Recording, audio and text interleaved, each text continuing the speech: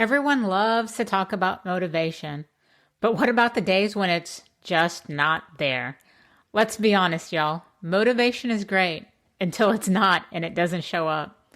Hey, y'all, it's your podcast bestie, Jama again, and today we're getting real about motivation, or more accurately, the lack thereof. We've all had those mornings where we stare at our to-do list, our business, we've got to get this done, or our running shoes, or that creative project we swore we'd finish, and think, nope, not today.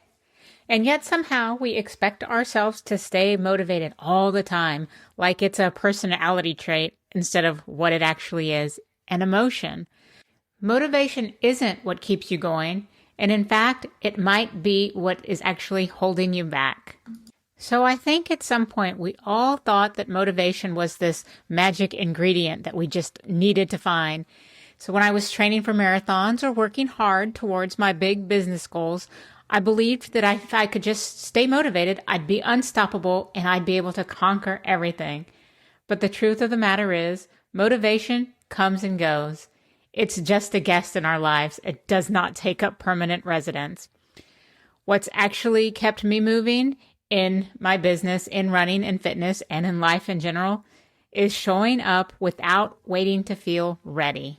I still have days where sometimes I just don't feel like editing clients' pictures or blogging about a session or photography.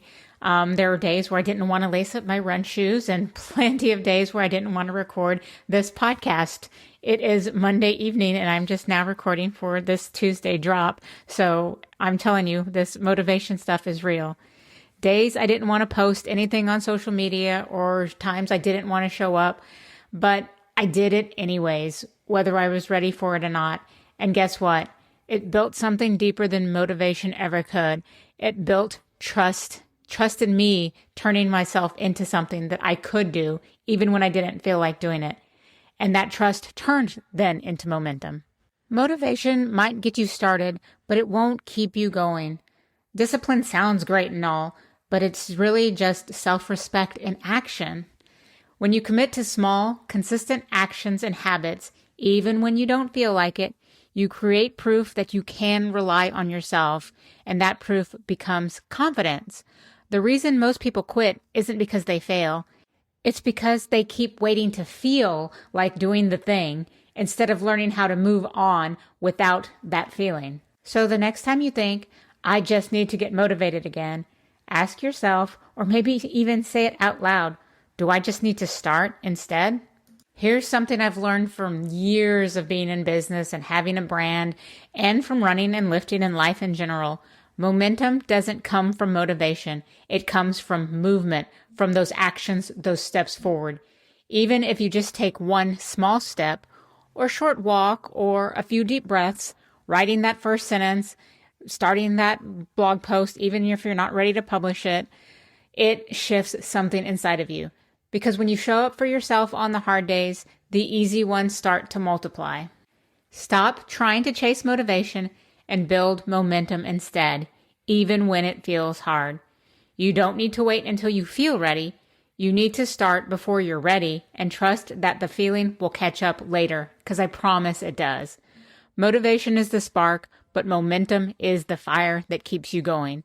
And once you learn how to keep that flame going, you'll realize you don't have to rely on inspiration anymore. You've built resilience. So if you've been waiting to feel motivated again, consider this your little nudge, or maybe your loud push.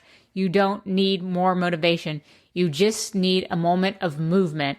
Because once you start, you'll remember who you are, and that's what keeps you going and keeps you living the whole picture.